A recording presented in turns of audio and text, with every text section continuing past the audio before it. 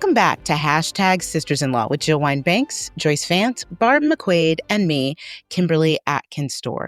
Don't forget that our Resistance mini totes and t-shirts, which have been very popular, are selling out fast. So get yours now before they're gone. You can go to politicon.com/merch. Well, we have a lot to talk about in this show, a lot, including the DOJ in utter disarray, the Supreme Court essentially letting Trump kill the Department of Education, even though it seems pretty illegal to do so. And we can't get through the show without talking about the latest in the ongoing Epstein drama. But first, I wanted to talk to you guys. You know, there's been a couple of events I've attended or participated in where there are young people, some of whom are considering law school, and they, ask my advice about whether they should do it. And in the past, I had my sort of standard answer, only do it if you know what you want to get out of it, and, weigh the benefits and costs, including money. But now, just with everything that we're about to talk about in this show, including just how constitutional law in many ways isn't even constitutional law anymore, has that changed, like, either the advice you give to young people about law school, or Barbara, Joyce, what you say to your students? I mean, it must be a weird time for law schools, yeah? What about you, Barb? Yes, but I'll tell you what, I think that the need for lawyers has never been greater. It may be that people are kind of reconsidering what they do. People used to ask me in the first Trump administration, for example, is this still a good time to go work at the Justice Department? And I would say, absolutely. People at entry level are learning. You're not going to be doing anything political anyway. Go right ahead. Now that we're in this other term, I think things are very different there. And so I'm not sure I would advise anybody to go into the Justice Department right now, but there's still so much important legal work to do, challenging some of these Trump Justice Department and executive branch policies. So there's important work to be done in the private sector, in the nonprofit sector, defending immigrants in immigration cases. So we need good lawyers, I think, more than ever before. And so I urge young people to consider law school now, maybe more than ever. Yeah. Well, Joyce, how about you? What you tell young people changing, or is the way you're teaching changing, given that it seems that the Constitution is constantly changing, as well as the law? Well, look, for anyone who teaches anything that touches on con law or administrative law, the last couple of years have been made much more difficult by a Supreme Court that just doesn't seem to adhere to precedent. But I think Barb is dead on the money. The country needs lawyers right now in a much more real way than it has in any time that I can remember. And perhaps it's the kind of people that have changed, not the advice that has changed. But for people who are interested in democracy and the rule of law and have that sort of same fever running through their veins that the founding fathers had for justice and for liberty, I think it's essential that people go to law school. And I would really, really encourage people to go. What do you think, Jill? I mean, am I off the mark when I say I sometimes want my tuition money back from all the con law that I studied, since it's all gone now? Well, I think continuing legal education is mandatory now if you're going to understand what's going on, because it isn't what I learned in law school or any of us learned in law school. But I absolutely agree. Barbara said it very well. We need lawyers more than ever. But I would add to it, and yeah, I'm maybe not working at the Department of Justice, because even lower level lawyers are being asked to do things that are just wrong. And without the experience to withstand or to fight back against those orders, maybe now is not the time to say that a law school graduate right out of law school should go and work at DOJ or maybe any other federal agency. We're going to be talking about the Department of Education. I wouldn't want to be there now. Of course, there is no more Office of General Counsel there, but that's a different issue. But I think in addition to fighting back against what we are seeing as the dissolution of democracy, there are other things that law school prepares you for. I mean, I'm certainly a prime example of someone who's taken a law degree and used it in many different careers. it teaches you how to think, how to analyze. It teaches you how to be a good citizen because you know where to get facts and how to determine what's true and what's false. So I think law school is great training, whether you plan on a business career or a journalism career or a law career in private practice. I mean, we still need lawyers to represent businesses, to do things the right way, to lobby for laws that are good and just. So I think law school is great preparation for a lot of things. It is expensive, but it's worth it to have the kind of thinking skills you get. All right. So I won't be a complete Debbie Downer then when I talk to young people or listen just to my gut that says, run, run. But I think all three of you are right that it is a profession that needs people, needs good people fighting the good fight. So consider all that, young kids, when you're thinking about what you're going to do next.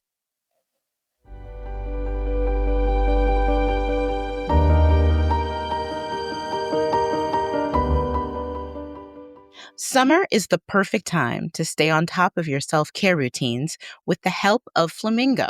From the bath to the beach, Flamingo can handle it all. Whatever the season, they have shaving, hair removal, and body care products built with your body in mind. More importantly, Flamingo revolutionizes hair removal and women's body care by focusing on what's important: high-quality, affordable solutions for optimal self-care. Their high-quality, simple grooming solutions allow you to sit back, relax, and enjoy a day or week out in the sun.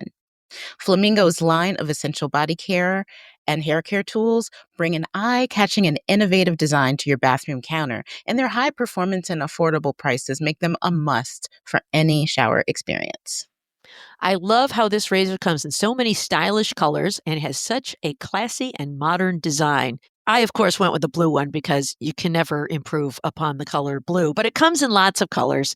I have And blue too, but my bathroom's blue, so it kind of made sense. But don't you want blue and maize? Isn't that your color scheme? well, that is true. That Oh. is true, but I'm all about the blue.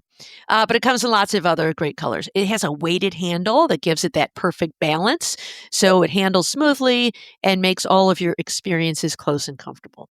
Plus, when you need new blades, you will pay as little as $2 per refill. That's half of what other big brands charge, and they make sure there is no pink tax. Love that point. And I love the new Moisture Plus razors. It's a one-step razor that's perfect for women on the go. It's one of the many products that explain why millions of women trust Flamingo to provide a premium body, hair, and care experience, including us. They have so much to offer. In addition to razors, they have amazingly effective body wax and hair removal creams, pre- and post-shave essentials to keep your skin sleek and hydrated, and much more. Keep smooth and refreshed with Flamingo hair removal products made with your body in mind. Get started with an exclusive offer for our listeners. 25% off your first order at shopflamingo.com/SIL. That's shopflamingo.com/SIL. The link is in the show notes.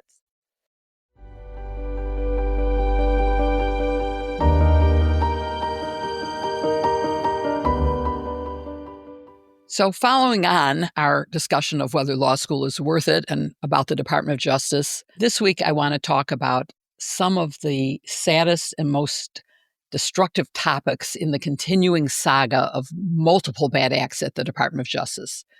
And I limited myself to just 3 of the bad things from this week, and there are many more. So, maybe on another week we'll cover more. But this week I've picked 3. And they involve names you should but may not know. John Sarcone, the former interim U.S. attorney for New York Northern District in Albany. Robert Keenan, a DOJ official who signed the sentencing memo for a 1-day sentence for former policeman Brett Hankinson, who shot blindly into Breonna Taylor's apartment. They are names that you may not have heard, and they bring shame to the Department of Justice. But there is a hero there too, and you probably know her name, Maureen Comey, a career DOJ prosecutor in the Southern District of New York. And I'm going to start, Kim, with you talking about John Sarcone, who was the interim U.S. attorney in the Northern District of New York in Albany. This is one of the most phenomenal stories. Like the interim U.S. attorney in D.C., Ed Martin, who we have discussed last week, his 120-day maximum service as the interim expired. In the case of Martin, there was strong opposition to his confirmation, and it was clear he would not be confirmed by the Senate, so Trump withdrew it and gave him a dual appointment as pardon attorney and head of the lawfare section at the Department of Justice, neither of which required Senate confirmation. That was one way around the rules. We now have John Sarcone, whose term as interim expired without his being confirmed, and the only way he could stay was if the district court appointed him permanently. They snubbed him. They rejected him, which should have meant he was out, but he's not. Did the administration find a way around this? Kim, can you talk about that? Yeah, of course they did. Of course they did. So this guy, as you said, is the way what they used to say when I lived in New York, a piece of work. So with no prospect of either Senate confirmation or, as you pointed out, Jill, appointment by this panel of federal judges in order to keep his job at U.S. attorney, the Justice Department just stepped in and allowed him to be appointed as something called the Special Attorney to the Attorney General. That's not a thing. I was going to say, if you... It's a thing. It's just not this thing, right? It's outrageous. So I was going to say, if you had not heard of that title before, neither had I. But this is essentially what it is. It's the ability of the Justice Department, usually in cases of a special prosecution that either is in a specialized field or has special significance. Think Timothy McVeigh in the Oklahoma City bombing, can appoint someone to basically act as second chair to the U.S. attorney in prosecuting that case. Well, apparently the definition of that's pretty broad because the DOJ installed him in this role, but without an interim U.S. attorney above him. If he's second in command, that really makes him first in command. And it seems that the Trump administration is trying to be slick with the law and exploit every potential loophole in our justice system to their own means. So, Kim, can you just, because you mentioned this a little bit, why was he rejected? What are some of the things that made him a piece of work? Well, besides doing things which sound to me like some sort of fraud by listing as his address a building that's actually a boarded up, abandoned property. That's not screaming job qualifications there. He also claimed at one point that he had been assaulted by an undocumented immigrant. And when video of the altercation emerged, it did show someone walking up to him and holding some sort of object. But he didn't really get close to him. They never made any sort of contact. But Sarcone claimed that he tried to kill him with a knife. And when the person at first was only charged with vagrancy, later he was charged with attempted murder, even though this video showed that he didn't get anywhere near him. Well, unsurprisingly, that charge was tossed. But yeah, this is the kind of guy now that is heading up the U.S. Attorney's Office in New York's Capitol.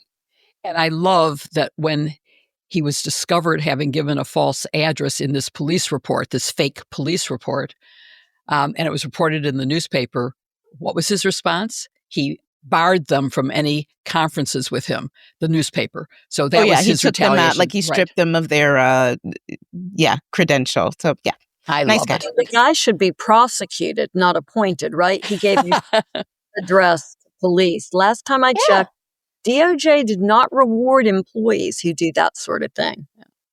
So Joyce, let's go on to another subject, which is how many U.S. attorneys have been confirmed so far? We've already talked about Martin and Sarcone, who have not been confirmed. How soon after inauguration of Obama were you and Barbara confirmed? And how does that compare to what's going on now in terms of how many have been nominated and how many have been confirmed? There are no confirmed. Trump U.S. attorneys. Joyce, would you say that again? Is that no U.S. attorney has been confirmed at this point of the administration? That is Nada. zero confirmations? That would be zero. Donald Trump has appointed 25% of the 94 federal districts. Fun fact that I think we've shared before, there are 93 U.S. attorneys, 94 federal districts, because Guam and the Mariana Islands share a U.S. attorney. But look, so Jill, the numbers actually aren't as startling as you might think. I was one of the first 5 confirmed U.S. attorneys in the Obama administration, and I was confirmed in early August of 2009. It was really into 2010 before the bulk of people were confirmed. But it was a very different situation and time. We had excellent relationships with our Bush colleagues. Many of them stayed on. They continued to work side by side with us, including on the Attorney General's Advisory Committee, the body that makes key decisions for the U.S. attorney community and makes recommendations to the AG and represents the Attorney General on working groups and standing committees across government. In that early year in the Obama administration, not at all uncommon to have Bush holdover U.S. attorneys involved. And of course, that's not happening now. The Biden U.S. attorneys are gone. So I'm not aware of the exact marker for when there were nominees for all of the U.S. attorneys slots in Obama, simply because some of the Bush U.S. attorneys stayed on for years. Many of them were highly regarded. Pat Fitzgerald in Chicago, for example. And the Obama administration valued that sort of expertise and kept those folks on because they liked having career prosecutors as U.S. attorneys. So the slow start is not all that surprising. But in an administration that's come out of the chute so fast, the fact that they don't have more nominees in place is very surprising. And also the caliber of the nominees. Yes. And the fact that we've already had 2 just notorious rejections, the one you and Kim were discussing, Ed Martin in the District of Columbia. It's just not a stellar start for the Trump administration. And Joyce, this just in. Now I'm reading it on social media, so take it with a grain of salt. We have not yet confirmed this reporting, but reporting out of New Jersey is that Alina Habba, who is Trump's former lawyer, has been serving as interim U.S. attorney there, is without support of the court to continue in her interim role when her 120 days expires. Now, she's been nominated by the president for the permanent job, so maybe she gets it in the end, but probably no surprise that the court is not supportive of her nomination in light of some of the political activity she's engaged in over there. I was going to say, do y'all think she has Senate support? And that was the problem with I think she's having trouble in committee, but that's temporary, not permanent, right? But as Joyce said, this does reflect on the quality of nominees. Yep. So we have to keep that in mind. And this is the numbers, as Joyce pointed out, is not totally abnormal. But what does it mean for the administration of justice when you have no confirmed people and only 25% of the vacancies have even got nominees? What does that mean? I don't want to say it's unusual, because sometimes administrations are slow with U.S. attorneys. Federal judges are for life. U.S. attorneys are for 4 years. So you know who comes first when administrations are teeing this stuff up.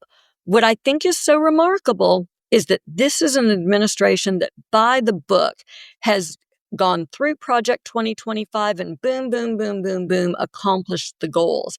The fact that they're not here, I think, is surprising. And to the point of your question, what does that mean for accomplishing the mission? Well, it means that in a lot of districts, you have people who aren't Trump appointees in place. You know, there are some places where there was someone waiting in the wings, a first assistant or somebody to become the acting U.S. attorney or the interim, who's willing to be lockstep with the administration. In other places, not so much. But look, the reality is there's little that these line folks can do, because this is an administration that has decided that the president should run the Justice Department. That's unprecedented. And it may be that the slowness with appointing U.S. attorneys doesn't matter when they believe they can simply centrally control the whole operation anyhow. Kim, there's another really bad thing that happened. The Department of Justice, in a sentencing memo that no career line prosecutor from the Justice Department signed off on, asked for a 1-day sentence of the policeman, Brett Hankinson, who was involved in killing Breonna Taylor. None of his bullets hit her, but he fired blindly into it. And so let's talk about who did sign the sentencing memo. Let's start with that, Kim. So the sentencing memo was signed by a Trump administration official named Robert J. Keenan, who is a senior counsel for the Civil Rights Division. He was a part of the effort by the administration to undo a jury verdict that found a Los Angeles County deputy guilty of a felony in an excessive force case. So lots of pieces of work in this case. So how do they justify? I mean, this is obviously excessive force, firing into the apartment, and one of his bullets just missed a sleeping baby and parents in the apartment next to Breonna Taylor. Right. But how can they possibly say that a 1-day sentence or time served is an appropriate sentence for what could have a maximum life sentence? I mean, it's important to back up and think about what happened here. He fired in through a window, through Venetian blinds. So you cannot say that he had any clear shot of anything. And it was at night, and he fired 10 shots into an apartment building. So it pierced not only Breonna Taylor's apartment, but the apartment next door, and came within a foot of a sleeping infant. But according to this memo, it is unnecessary to recommend incarceration because the biggest punishment has already been meted. He's unlikely to ever serve on a police force again. And I'm thinking, well, you'd think that'd be the floor, not the ceiling. Yeah. But and it said he's also unlikely to be eligible to buy a firearm. So that's punishment enough. So two things. One, I don't trust that he'll never be on a police force again. We live in America. Like, don't tell me that. Two, I don't even trust that he won't be able to buy a firearm again the way that gun laws are being challenged in states left and right, or he can just move someplace where, you have to get to the bare minimum of a background check, and there are other ways. I just don't think that that's actually a punishment at all. So I think he's getting off scot-free. Anybody think differently? I mean, the only good thing is that ultimately a federal judge has to issue sentence, right? But the whole thing is just a travesty of justice by DOJ and utterly appalling. So I don't want to leave you all totally depressed by the bad behavior of the Department of Justice. So I want to end with one bad behavior in which there is at least one hero. And that hero is Maureen Comey. She was fired by a letter she got saying that it was based on Article 2 of the Constitution, which is the president's powers, but it gave no reason for her termination, which of course she's entitled to. And of course, she is the daughter of James Comey. Last week, we discussed his and Brennan's being investigated, and he also was previously audited in an unusual audit.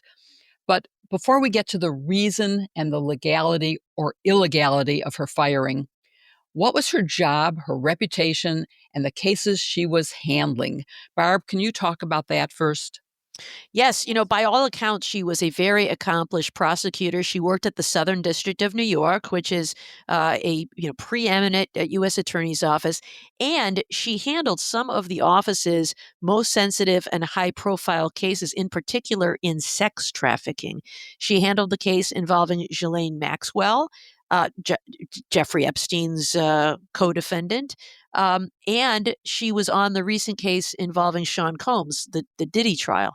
So she is a fine prosecutor, an experienced prosecutor, and to suddenly get an email in your inbox saying, you're out just because the president can, because he's the executive branch. It'll be interesting to see whether she or any of the others who are getting these termination notices will challenge them. I believe there is a public affairs officer in the Washington, D.C. office who plans to challenge hers. But I thought the part that was most important to highlight about Maureen Comey is she wrote a letter to her colleagues that she sent by email to everybody in the office, talking about that she was fired, she got no reason.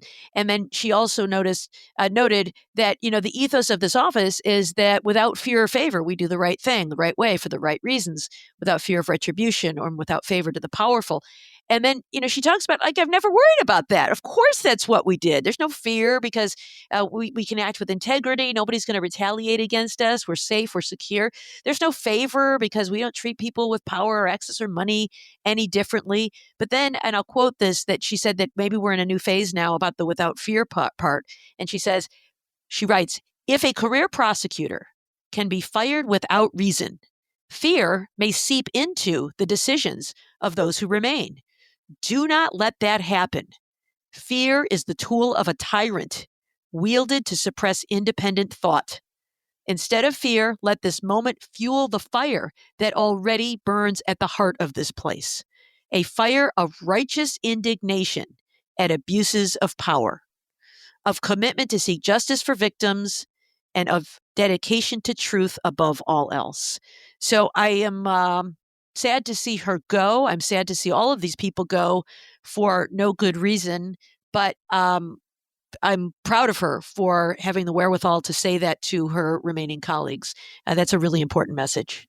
That's why I think she's a hero, and I hope that she will do what others have done, which is to fight back and to sue for this wrongful termination. But let's discuss whether it is a wrongful termination. Can I Joyce? just ask Barb a quick question, though? Barb, if that had happened to one of your line prosecutors when you were U.S. attorney, if Washington had reached out and fired your line prosecutor, I'm curious about what you would have done. I know what I would have done. I would have picked up the phone and I would have been calling the executive director of EOUSA or the DAG, the Deputy Attorney General, who's our direct report, and say, what is going on here? What are you talking about? This is crazy. This isn't how this works. There's a merit system protection system of appeals and notice and cause.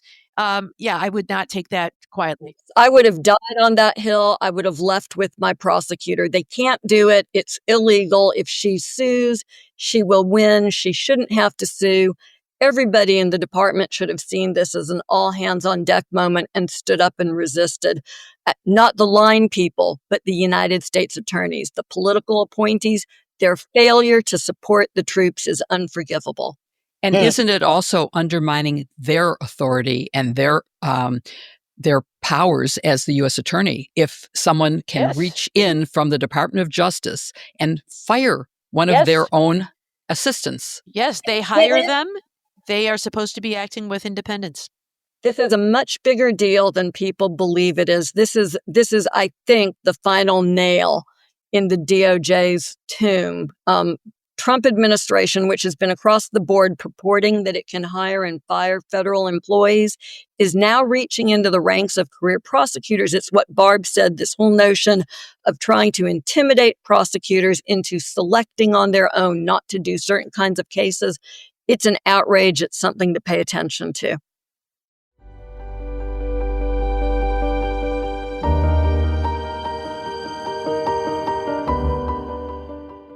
Have I ever told y'all how much I love mascara? Only a time or two. I really, really do. And whether you love a simple mascara and gloss, or you like to play it up with bold shapes and colors, Thrive Causemetics has a trusted favorite that's perfect for you. Thrive makes certified 100% vegan and cruelty-free products you can depend on for everything from simple daily wear to show-stopping self-expression. Plus, everything from Thrive uses clean, skin-loving ingredients, high performance and trademark formulas, and uncompromising standards that you'll be proud to wear.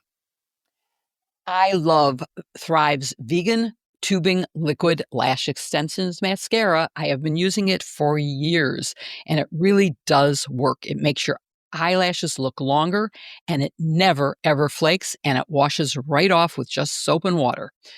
There's a reason it has over 40,000 five-star reviews. It's perfect for a salon look without the damaging glue or excessive prices. Better yet, you can pick from 5 shades that will last all day without clumping, smudging, or flaking, and they slide off with just warm water and a washcloth. Without yanking out your natural lashes, one truly amazing thing is how its nourishing ingredients support longer, stronger, and healthier lashes over time.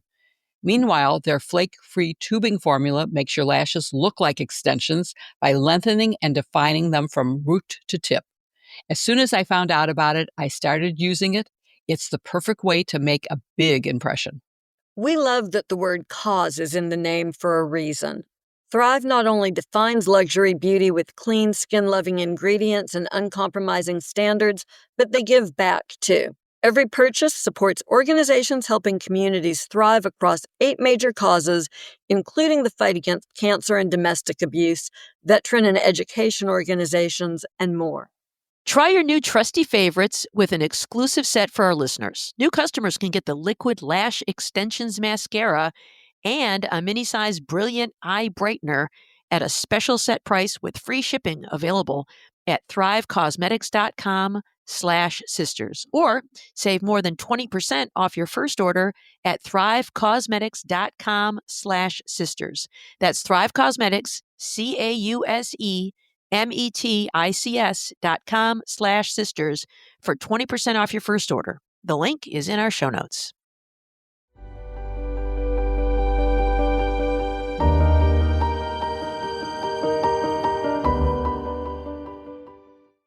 Well, this week started with some bad news for the Department of Education when the Supreme Court issued a ruling allowing the Trump administration to move forward with some planned downsizing. Joyce, can you get us started? Tell us what this case is about and what happened in the lower court. Yeah, so listeners probably recall that Trump, true to the Project 2025 agenda, ordered the closure of the Department of Education in March. And what followed as he began to implement that proposal, very predictably, was lawsuits. Trump ordered the firing of thousands of Department of Education employees. And in Boston, Judge Yoon entered an injunction ruling that the administration's claims that those terminations were about efficiency was bunk. The judge found that the firings would cut into services so deeply that the department would be unable to perform functions that Congress had mandated it to perform, and that it was tantamount to closing the Department of Education, which of course only Congress can order, and it had not. So there's an injunction in place. Trump can't get away with the firings. The case gets appealed by DOJ up to the Supreme Court on the shadow docket, which we've talked about a lot, right? Every court needs an emergency docket. The problem is when the court takes these cases off of the shadow docket, you don't get a ruling. You don't even know for sure what the vote of the justices is, but you don't get any sort of written order most of the time. So we get a 6-3 decision, possibly 6-3, announced on Monday that lifts the injunction. There's a ruling from 3 justices who joined the dissent. It's possible that one more justice also dissented, but we don't know that for sure. Really difficult to see these rulings come with no rationale. So, Kim, tell us what the court decided. And, by the way, I thought they're done for the year, as Joyce said. How is it they're making these decisions now on this emergency docket? How's that all work? Yeah, well, that's the point that Joyce made, is that this wasn't a decision. It was a shadow docket order. And again, we've talked about the shadow docket. It's where emergency things, usually procedural issues or something that comes up in the trial level, that can be quickly appealed before the whole case is over. And if necessary, they can be appealed, but if necessary, they'll go up to the Supreme Court. Supreme Court just issues an order about what's going to happen and doesn't make anything else about it. The reason why there's no briefing, no arguments, is because it's just meant to apply to that case. But increasingly, like in this case, they issued an order basically reversing that temporary injunction that the district court in Massachusetts made. But because it's a shadow docket, they didn't say why. It's important to note that overturning a temporary injunction on the lower level by the Supreme Court is something that is exceedingly rare. It is only if there has been some sort of completely arbitrary ruling that was made that cannot be supported by law. In this case, a lower court judge ruled that the state of Massachusetts and other states would suffer tremendous harm to the point that their children would not be able to be delivered the education that federal law requires of them. That they're likely to win because that's exactly what the Trump administration is doing. But that's the problem, right? This isn't just an emergency order. This is allowing Trump to continue these firings, dissemination of the education department. And by the time the case makes it up the appellate chain on the merits, it'll be too late. The department will be destroyed. So why let them do it? Why let them do it? I have an idea of why they're letting them do it. Yeah. Because remember when the Biden administration had the audacity to forgive student loans under the Department of Education, the Supreme Court said, nope, nope, nope, nope, nope. You hold it right there. We're gonna leave that injunction in place because you can't. So the Supreme Court thinks that it's okay to stop the forgiveness of student loans, but it's totally fine to let the whole department be destroyed. No problem.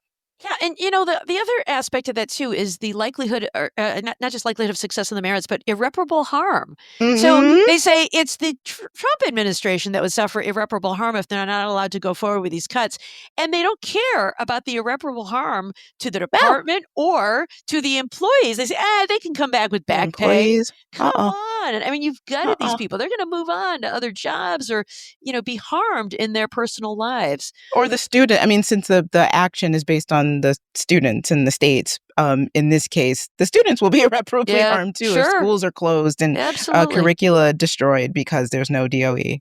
Absolutely.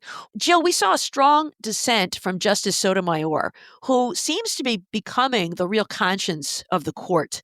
What was her view?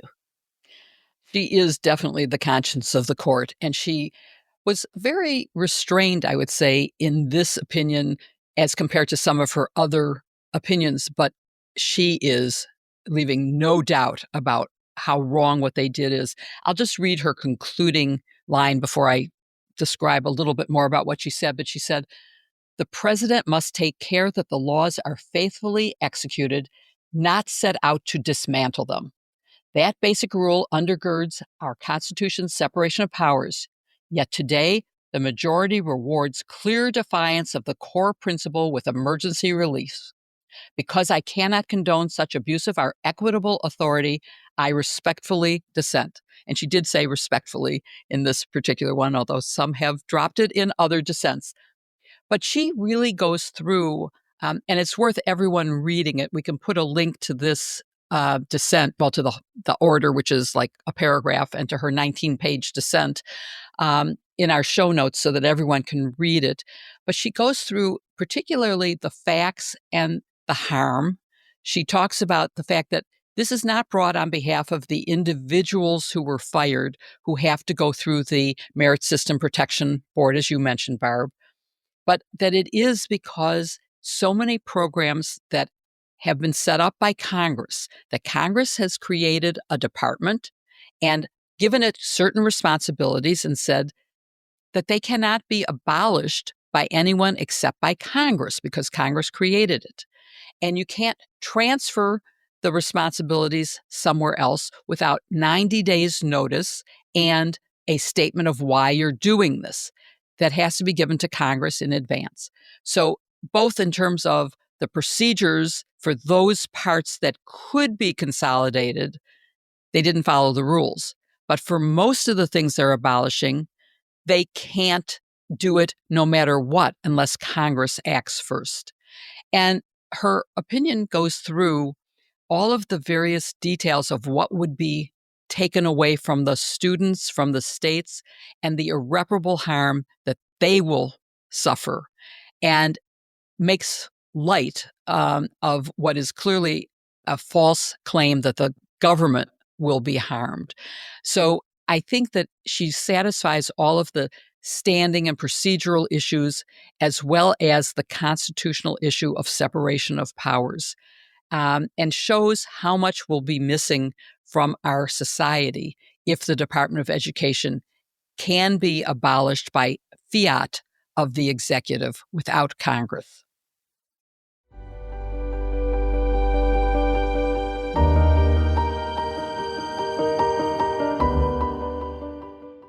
Beauty regimens are about more than just applying products, cleansing, or removing makeup. Now there's a new way to do things. Osea's best-selling Undaria Algae Body Oil is rich, yet never greasy, and it's clinically tested to instantly improve skin elasticity.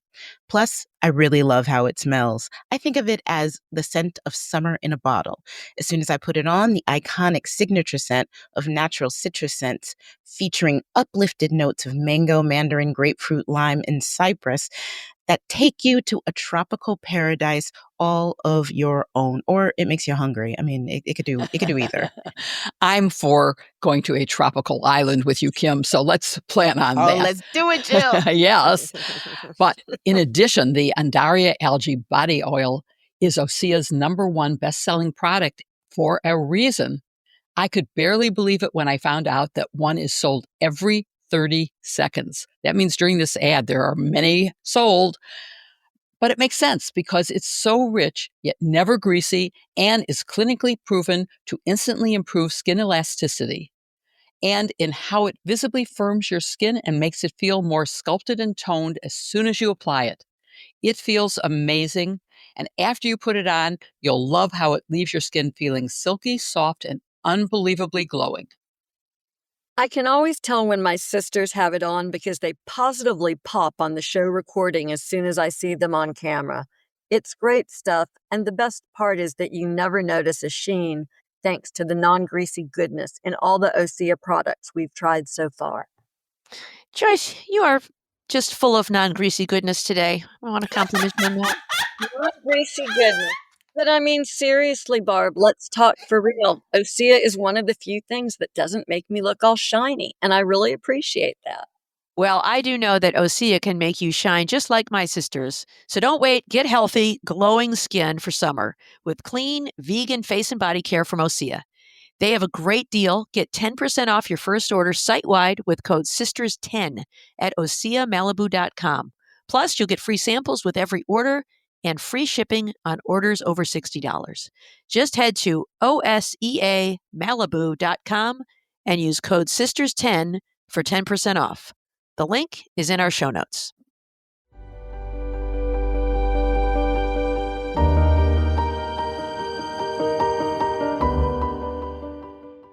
Well, the legacy of child rapist Jeffrey Epstein has a very long tail. Some people are starting to suggest it could be long enough to do the impossible, take down Donald Trump. I'm not quite ready to go that far yet, just like Charlie Brown trying to kick the football when Lucy snatches it out of the way at the very last minute. Trump seems to have remarkably good luck. But maybe. So we'll trace the details from this week's strange occurrences involving Epstein, long dead, and hopefully arm you with the analysis and information you need to stay on top of what comes next. Late last night, Trump posted that he wanted Pam Bondi to go to court to get permission to release all grand jury transcripts subject to court approval. Barb, how did the Attorney General respond? Well, this is really interesting, I think. So Trump posts online as in our performative presidential administration, the president just doesn't just direct the attorney general to do things.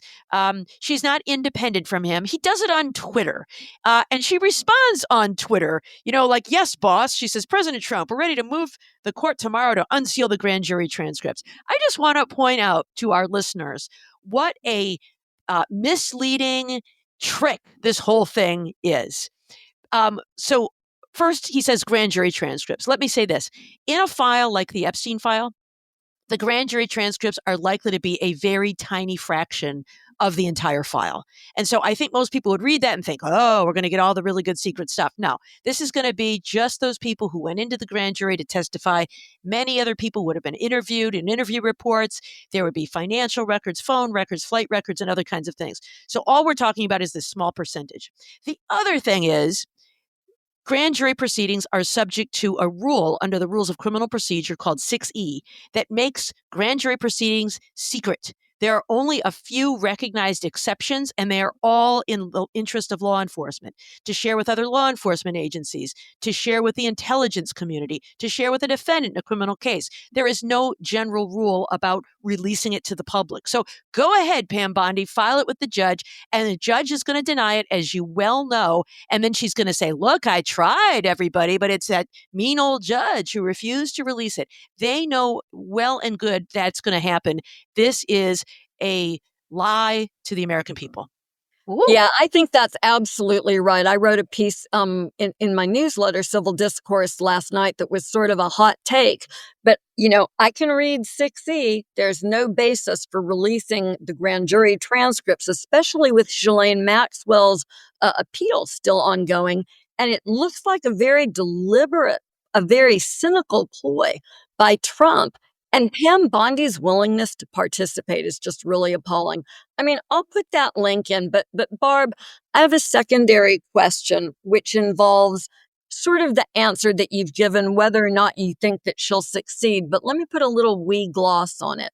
Dick Durbin, Friday afternoon, wrote a letter to Bondi saying that he was aware that about 1,000 FBI personnel had been detailed to review all of the records in the Epstein case, about 100,000 Epstein-related records, and that they ran them on 24-hour shifts. In other words, they know every time Donald Trump's name is mentioned any place in the Epstein files.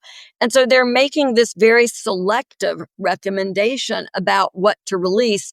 A judge may not order these records released. Do you think a judge might order something else released? Well, you've got all of these agents, I suppose, their notes, their records, their interviews. There are parts of this file that are not grand jury material. So there is a possibility that we could see the portion of the case that is not subject to the same 6E rules that grand jury material might be. If Durbin's letter holds up, were I a reporter, Kim, I might send a FOIA request in for every time agents' notes reflect Donald Trump's name is mentioned in the Epstein files. That would be a pretty neat trick. But Kim, we've talked about it a little bit. What do you think the point of this maneuver by the administration is if success seems to be foreclosed?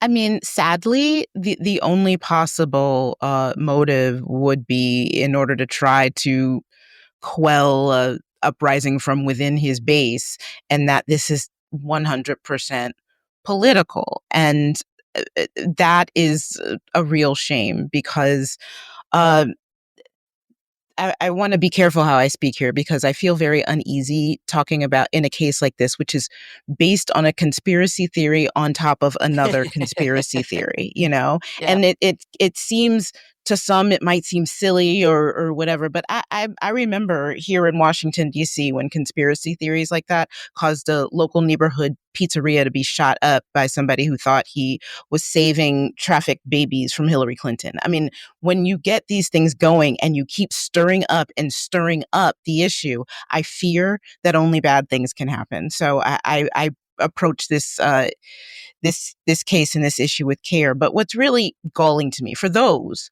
who honestly want to see justice served and who want, if there were powerful people cavorting with Epstein and involved in the trafficking of young girls and children, want to see them brought to justice. All right, but it's been 6 years since that man's been dead, right? Where was this outcry before? Where was this outcry when people were telling their own stories, like Virginia Giuffre, who told her story bravely, and even after winning a settlement from Prince Andrew, who's still walking around free, went on to take her own life. Let's talk about the people who are actual victims. Donald Trump is not a victim here, no matter what you think, no matter what that file says. Donald Trump is a victim of nothing. Think about who the real victims are, and I hope somehow they find true justice one day. Thank you for saying that, Kim. I think that's the most important issue in all of this that gets overlooked. It's like a conspiracy built upon another conspiracy theory, built yet upon another one. That's sort of the definition of the Trump administration, right? Just utterly appalling. And there was this other late breaking development Thursday evening, which is sort of interesting, involving the Wall Street Journal. Can you talk about what they're reporting? Yeah, so there is a report that in 2003, Ghislaine Maxwell asked some friends of Jeffrey Epstein to submit little notes to him for his birthday, where she would bind these notes and present them to him. And allegedly one purports to be from Donald Trump, which is a handwritten image of a naked woman, his name as the pubic hair, and with some, notes about special secret times that we've had to Epstein. I mean, super, super gross. As an aside, at first I thought, would Donald Trump draw a picture? And then the second question I had, was it a Sharpie? And according to the description, it's a thick black marker. Yep. So Yep. it's a Sharpie. And I thought, who knows? But according to the Wall Street Journal, that's what happened. Jill, Trump threatened to sue the Wall Street Journal and Rupert Murdoch if they ran this story, and they ran it anyways. What do you make of that? I would say that they have had handwriting analysis and that they are pretty darn sure that he wrote that letter. That they could have expected he would say he would sue because he says that all the time, although whether he will or not is another question, and whether it would be good or bad for him because, of course, the actual letter would have to be released and shown to the public as part of the court record if he sues. So I think they're very sure that they have done the research and that they have confirmation that this is a absolutely positively provable letter from Donald Trump, and that it's important for people to know what kind of person he was at the time. Yeah, I mean, of all people, they understand the standard for defamation and realize that they have to be able to prove that they didn't run with something knowingly false.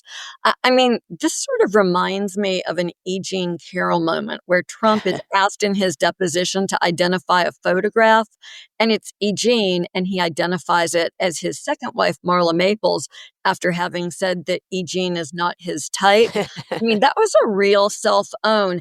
And I wonder what you think, Jill. Was it a bad strategic move for Trump to box himself in so early to the position that the letter is a fake?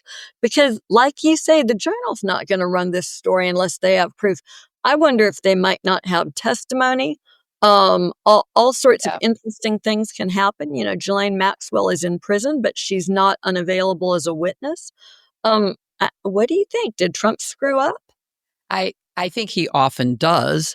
But I think from a PR perspective, it's often hard to change the first impression. And so, as he always does, he says, fake news, big fake. This isn't me. I didn't do this. And that's what his base hears and they believe. And it will be very hard, despite if there should be a lawsuit and this letter come out and testimony showing that it is definitely his, that they have the envelope it arrived in or whatever will prove that it is actually him and his Sharpie. I think he's doing it for the publicity, the PR value of saying it's fake and that it isn't a well thought out defense to a lawsuit or in support of a lawsuit.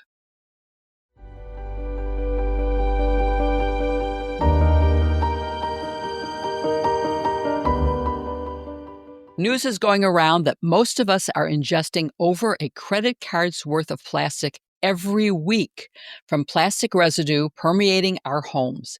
It gets on our dishes, in our food, and worst of all, in our bodies. Most of us don't know we're cleaning with plastic every day. That's why we've made the switch to Blueland across all the cleaning products around our houses.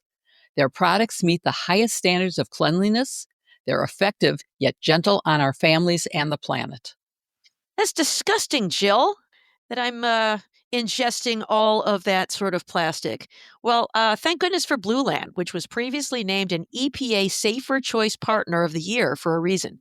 From cleaning sprays and toilet bowl cleaner to dishwasher and laundry detergent tablets, Blueland's formulas are 100% microplastic free, made with certified clean ingredients, free from chlorine, bleach, and harsh chemicals, which are safe to use around the family and the house.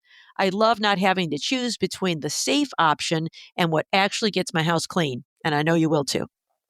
Blueland products are independently tested to perform alongside major brands and are trusted in over 1 million homes, including ours. The fragrances add such a pleasant vibe to your home, and I can't begin to tell you how many times the subscription has saved me from running out of cleaning products. It feels great knowing that I'm incorporating sustainable practices into essential everyday activities, and we know y'all will love it too. And right now, Blueland has a special offer for listeners. Right now, get 15% off your first order by going to blueland.com/sisters. You won't want to miss this. Blueland.com/sisters for 15% off.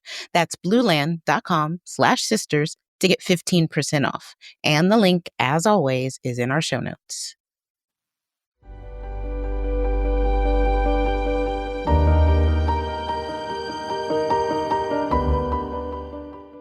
We are now at our favorite part of the show, which is listener questions. If you have a question for us, please email us at sistersinlaw@politicon.com or use hashtag sistersinlaw on your social media.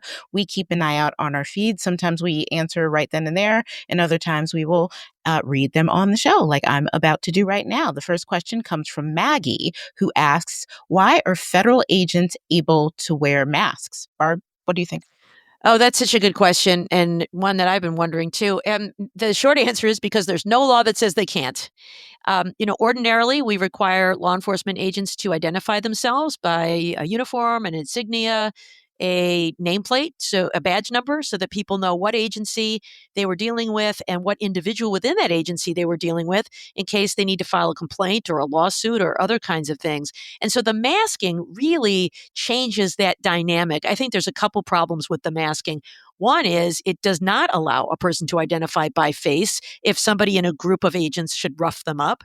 It also means that when people see someone approaching them in plain clothes and a mask, and they think I'm being kidnapped, that's a very reasonable reaction. They may run, they may fight back. It is very risky to do that. And so I would not mind seeing some law that says agents may not wear masks when conducting ordinary law enforcement or crowd control or other kinds of things, because I think it provides anonymity for them to engage in all kinds of misconduct. And it also creates this impression of a secret police force that can operate without accountability. Now, they say they're being doxxed, they're being harassed, they're being threatened. I think that's the cost of doing business. And the harms on the other side are so great that I think that we just have to address that. And so I would suggest, perhaps with some exceptions for certain kinds of situations like undercover or other things, there should be a rule about no masking for law enforcement. And of course, exceptions perhaps for public health reasons as well. All right. Our next question comes from W in California. That W? It says, we live in California. Our representatives always vote the right way. So what can we do to help preserve our democracy? What specific action can we take to help elsewhere or nationally? Joyce, what do you think about that? I think the 2026 election will be make or break. It'll be important for everyone to turn out. And I think it's savvy for people in secure blue states to think about what they can do to help elsewhere. So obviously you can donate to the people that are doing the work. There are numerous organizations. One of the most important challenges will be making sure that people have the ID that they need to register to vote, because the Trump administration is determined to force people to prove citizenship before they can register or re-register to vote. So look, as Mr. Rogers would say, for the helpers, donate to them, volunteer to work with them, and make sure that you focus on other states where you have friends and families. Just a simple conversation now to remind someone to get a passport if they're financially able to, or some other form of identification that proves they're an American citizen. That could be ball game come 2026. And our last question today comes from Blue Sky, from user Common Sense Matters, who asks, over 100 women took a, quote, buyout from the Epstein estate. If they have information about criminal activity, is that non-disclosure agreement null and void? What do you think, Jill? Well, I think that's a great question. Thank you, Common Sense, because common sense does matter. In a case where they are called into a court and under oath, then they have to answer the questions. They cannot use a non-disclosure agreement as an excuse for evading answering. So I think it would be something that people could be called to testify to. The problem is, of course, there is no pending case. There is no possibility of criminal prosecution anymore because the statute of limitations has run. And so there's nothing more that would call this into question. So I think these women who signed the agreements will be able to live by them. And it is worth noting that some of them who signed the agreement had already testified and who had already spoken about where they were. So it depends on or it was already a part of the first prosecution. So that is on the record. Well, thank you for listening to Hashtag Sisters-in-Law with Jill Wine-Banks, Joyce Vance, Barb McQuaid, and me, Kim Atkins Stohr. Don't forget to follow Hashtag Sisters-in-Law wherever you get your podcasts and to give us a 5-star review to help us keep growing. And please show some love for this week's sponsors, Flamingo, Thrive Causemetics, Osea, and Blueland.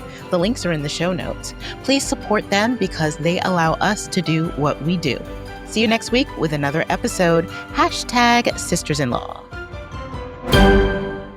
I told Greg, please don't ever cheat on me. But if you do, please don't do it at a Coldplay concert. I mean, the humiliation chill. I just, it's all my friends and I were talking about yesterday. All right, that was focus. brilliant. Focus, Brilliant. focus, Okay. sisters, focus.